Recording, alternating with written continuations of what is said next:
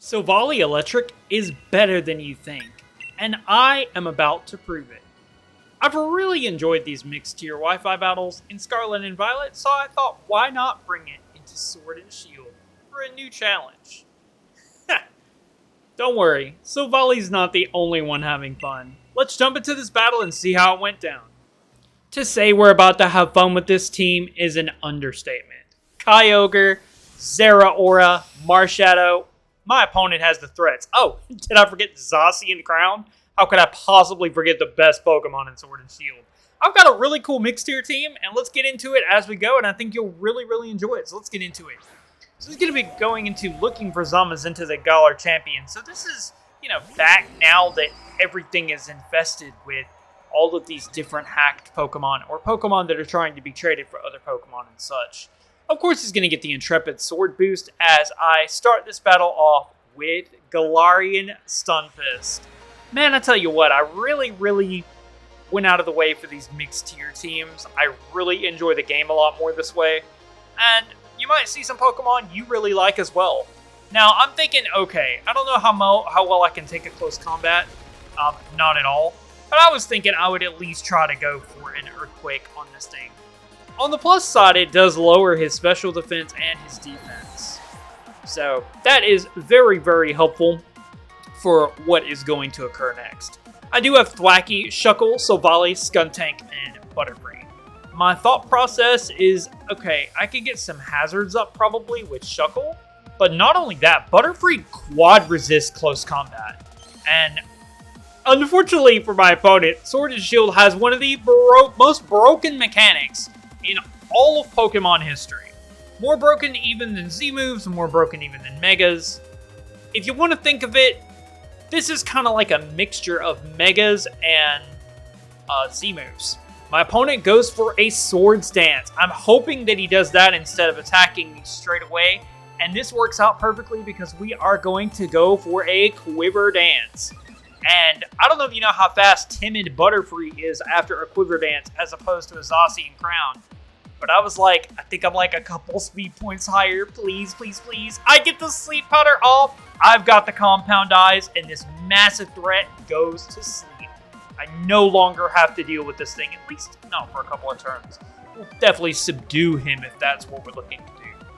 Now, I don't have a lot of effective attacks on this thing. I could just get this thing put to sleep, and then of course I could go for a G-Max Befuddle, and it inflicts a status condition. I thought that did something completely different. I thought it just automatically confused. This tells you how long it's been since I've played Sword and Shield. But I decided to go ahead and take the opportunity to Gigantamax the Butterfree. You guys knew if I was bringing Butterfree, I was bringing the Gigantamax. God, Gigantamax is so broken. I'm kind of excited for it in Champions, though, because it does have all of the other ways, like Terrastals and stuff like that, and Megas to kind of mitigate the entire HP increase. G-Max Befuddle does okay damage after a Quiver Dance. I'm actually pretty happy with that. He is going to wake up and go for a Play Rough, and as we see there, I live on my Focus Sash, and as we know, I do outspeed this thing fantastically thanks to the Quiver Dance, so I could get one more hit in if I would like to, just to see what he goes for. He could get a Play Rough miss. He'll probably just go for a Behemoth Blade since it does extra damage. I also can just go for Max Airstream, which is what I decided to go for here. With that stab, Max Airstream, and a Quiver Dance, it actually takes the Zamazenta down, ladies and gentlemen. You've got a battle where a Zamazenta was taken down by a Butterfree. You're not going to see that anywhere else. Unless you're watching some, crazy VGC stuff with, some crazy intricate strategies. Which is one of the reasons I love VGC. He goes out to Galarian Zapdos, and the only reason and way that I'm worried about this thing is if it's Scarfed. But I wonder if Jolly's Scarf actually outspeeds me. There's no way it can. Because I have Max Airstream, so as long as I knock this thing out with a +1 Max Airstream after a Quiver Dance, we're going to be okay. If I outsped Zacian Crown, then I definitely outspeed Galarian Zapdos. At least, I thought I did. Do I? Yes, I do. Yes, +1 max airstream coming through. And with the lovely Dynamax, he lives it on abysmal 0 HP. This is really bad because he's going to be able to get up his max airstream, and his Zapdos is going to be fast. Never fear, though. I have a way completely around this. Galarian Zapdos is a physical attacker. So I have a couple of things for that in the key. He doesn't have any boost to his stats. I'm wondering if he's Choice Scarf now, just the way that he brought it in. I'm going to go ahead and bring in my Skuntank here, which has the Aftermath ability. So that means when Zapdos is taken down, when Skuntank is taken down with a physical attack, then of course he also takes damage, at least some. He goes for another max airstream. I'm hoping Skuntank can take it. It does on 77 HP. We just need a little bit of residual tip damage, enough to bring it down to the Aftermath range. That is not enough. Not quite. That is not going to get it with Aftermath, unfortunately. That is unfortunate. But I have a really cool way to take this thing down that I think you guys will really, really like. So, in the back of my mind, I'm thinking, okay, if I let Skuntank go down, I get the Aftermath because it's a physical attack. But then, I can also go now into Shuckle. Shuckle has really good defenses, even on a +1 attack boosted Galarian Zapdos. And you're like, you know, Retro, what are you going to do to a Galarian Zapdos? I can see your Shuckle moveset, and you don't have absolutely anything to do to this thing. You're right. Kind of. I only need just a little bit of tad of chip damage, and plus he is now out of Dynamax form, which means all that extra HP bonus is now gone. So my thought process here is kind of strange, actually. Since he is at +1, I'm thinking I'm not going to be able to take an attack from this thing. But he goes for a Thunderous Kick here. Does okay damage. It's not a max knuckle, so that's okay. I'm thinking with the defense drop, I can take one more attack, just because Shuckle is very, very physically defensive. And, unfortunately, it doesn't really help that it doesn't have the HP. So pay very close attention to my opponent's HP here. He goes for a Thunderous Kick at a -1 defense. Shuckle lives it on 39, ladies and gentlemen. And you're like, okay, what are you doing here, Retro? Final Gambit is going to do exactly 39 points of damage to Galarian Zapdos. And now, the way that I finish this Zapdos is equally cool. I'm going to go out into Thwackey and activate my Grassy Surge. That means now I'm going to have Stabbed, Grassy Glide, with priority, boosted by Grassy Terrain and Stab. And it happens to be just enough at this range to take down several of his Pokemon. I'm looking at his Pokemon and I'm like, okay, I've also got that Sticky Web up, and that Sticky Web is going to enable me to outspeed some of his key threats. In comes a Grassy Glide. It is enough. Galarian Zapdos taken down by a Thwackey and a Zacian Crown taken down by a Butterfree.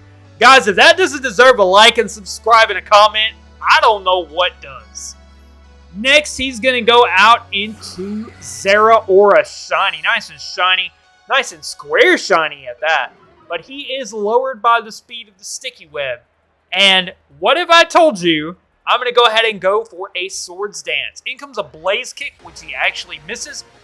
I think with a Violite, I could have actually taken that. I'm going to leave those damage calcs down below in the description to see what you guys think. At +2, Grassy Terrain and Stab. Without a Focus Sash, Grassy Glide obliterates Zeraora. That is two Pokemon absolutely thwumped down by a Thwackey. Two Pokemon that should not be beaten by a Thwackey ever. And the fun's just getting started. In comes Rayquaza. Rayquaza, I'm thinking either V-Create or Dragon Ascent. Both of these two things lower all of the defensive stats of Rayquaza. He does indeed go for that Dragon Ascent. God, we miss these beautiful animations. Dragon Ascent comes through. Violate Thwackey cannot take that.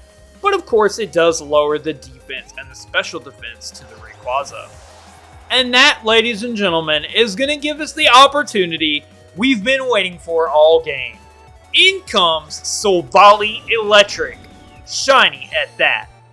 Alright, so this set is going to be Work Up, Surf, Ice Beam, and Multi-Attack.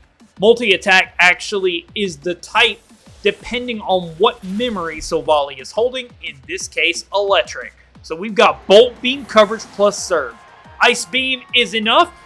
You know, Silvally-Electric is actually quite fast. Quite fast indeed, enough to take down Rayquaza here. Now, remember earlier when I set up those sticky webs? Those sticky webs are going to be important right here for Marshadow, but they're also going to be important for Kyogre. Now, on the one hand, I didn't really want to Work Up because I was so scared of a Spectral Thief coming through. Then he's just going to steal all of my boosts here, and it's going to make Silvally not near as strong. But my opponent instead decides to go for Phantom Force. And I was like, okay, he doesn't have any Bulk Up or Swords Dance boost or anything like that.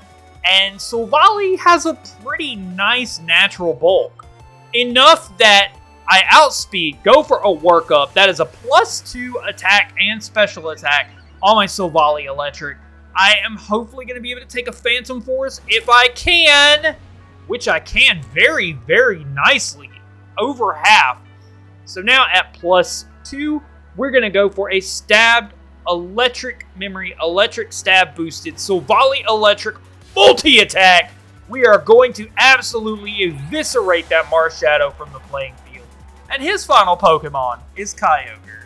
So I guess you could say it was a washout, or maybe this thing is just a gigantic lightning rod.